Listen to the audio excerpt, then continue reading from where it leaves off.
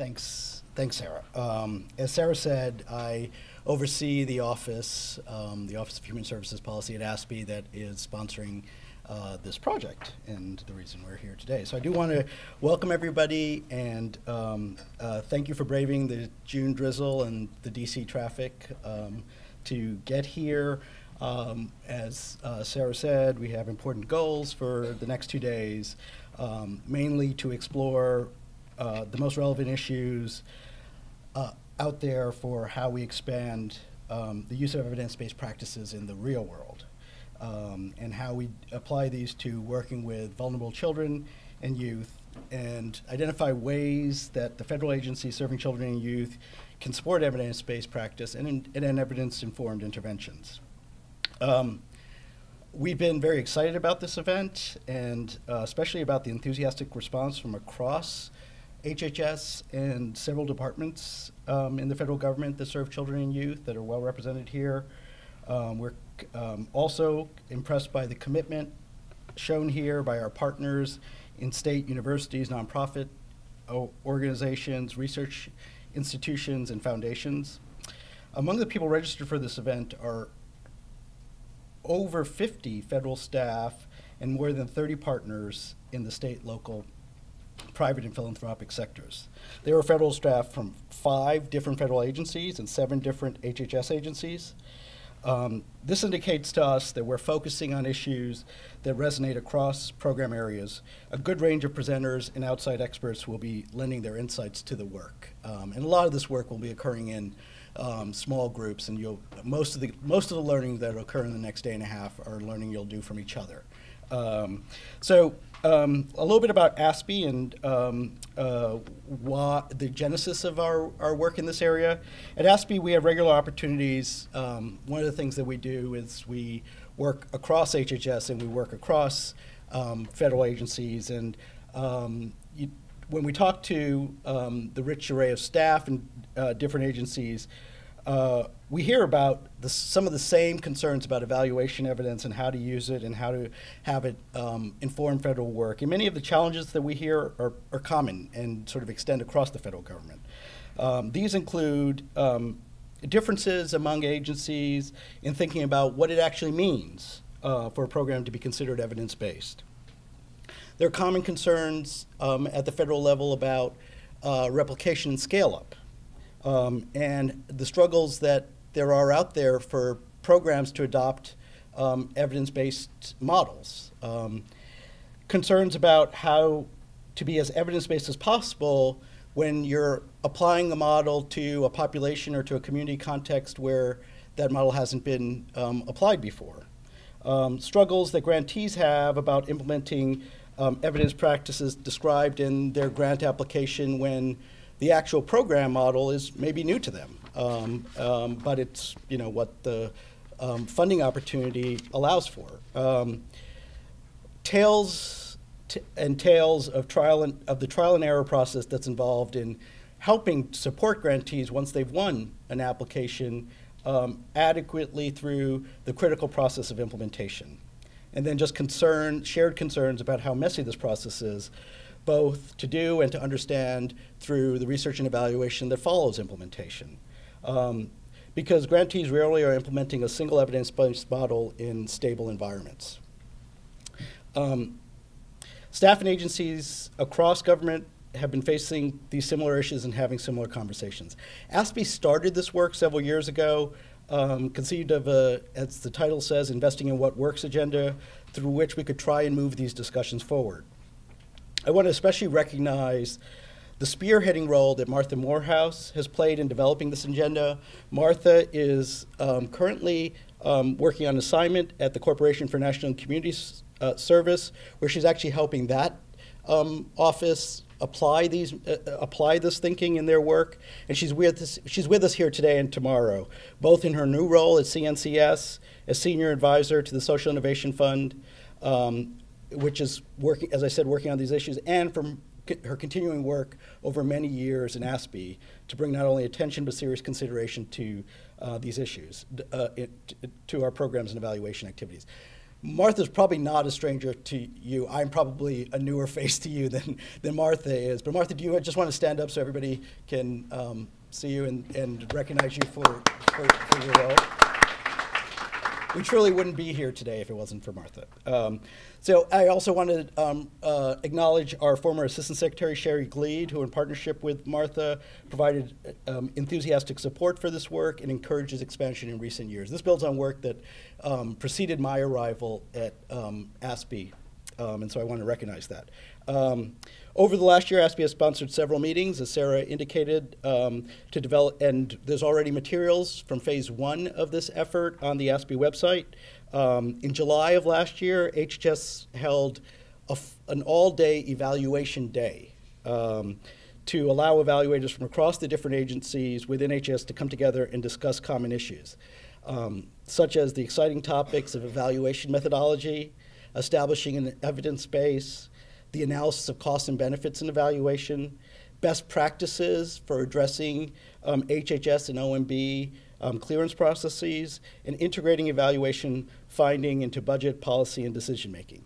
I was being a little coy and sort of calling it exciting, but it is the nuts and bolts of what our work, for those of us who work in the evaluation offices of the federal government, do. I mean, our jobs are to identify what is worthy of addressing the goals of our departments, what are worthy investments of federal dollars, and how to make that work in what is a very large and multi-layered federal process, all of which these issues address. So I actually meant it.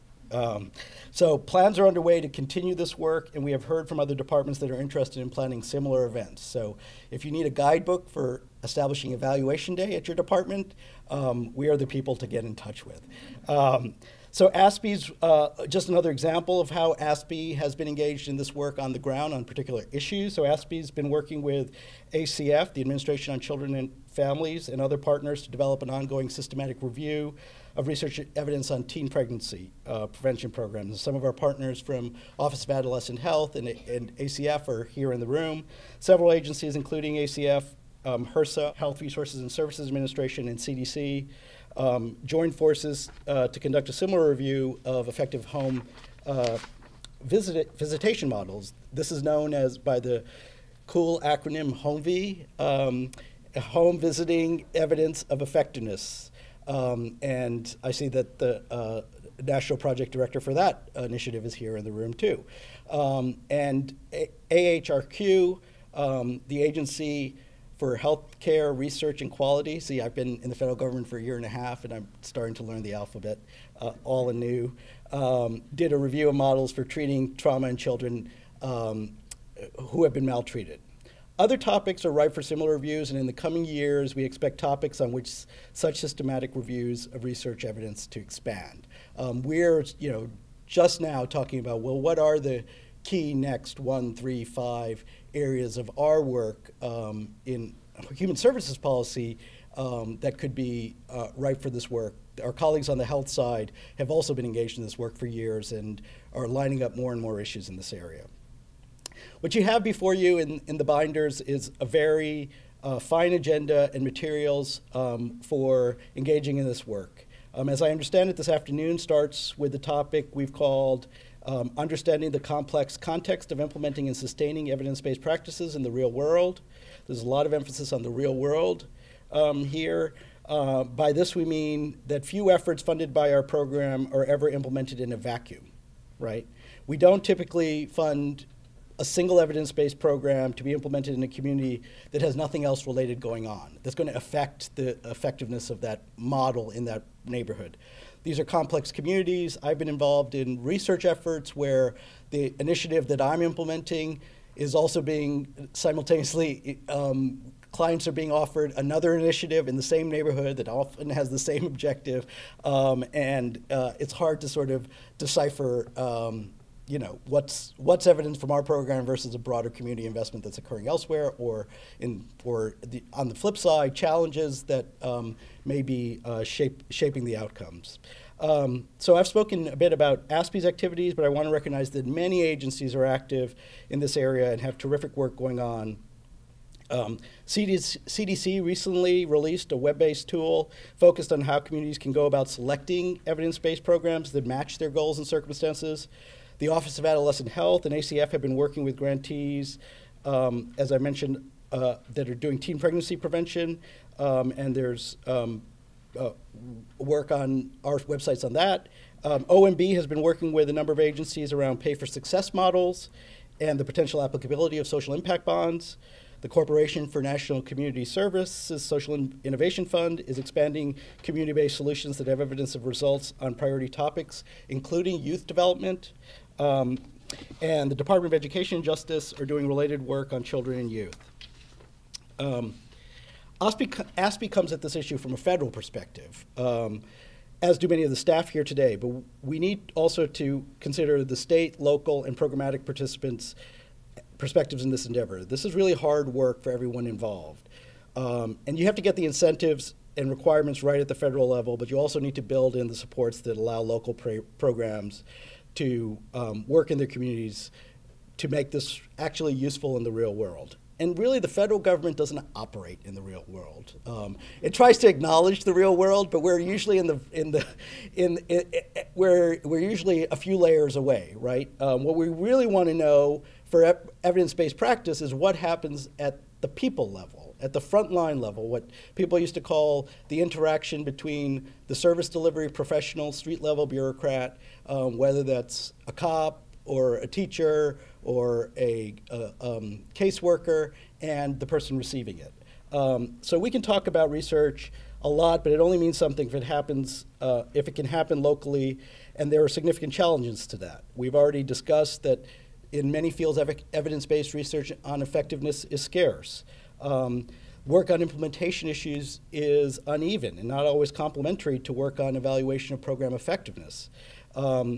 We also need to acknowledge that really moving this field in the real world means going beyond demonstration efforts, of which you can find very high levels of effectiveness, and provide incentives to try to do this work at scale within regular funding streams. How do you do this within a regular ongoing funding stream as opposed to, a very strongly nurtured model program? Finally, if we're serious about this work, we need to build capacity in places that haven't been ready or had the capacity to do this to date. In any given program area, there will be a few early adopter communities, as I said, might be incubating a promising model within ideal or very thoughtful circumstances. But how do you do this in the places that maybe in some ways need it the most, that don't have great grant writers supporting the bringing of new projects to their sites? So I think addressing these challenges and what's needed to reach most of the children and youth living in adverse circumstances is really a lot of what the next 2 days is about. So I'm looking forward to the discussion over the next 2 days. Unfortunately, I won't be able to be here for the entire meeting, but we have lots of staff in the room, and AIR is leading this work on our behalf. So I look forward to hearing the parts that I miss and the next steps as we move forward. With that, again, let me welcome you and thank all of you for coming, and I'll pass the discussion over to Paul Florin, who's going to be chairing the first panel.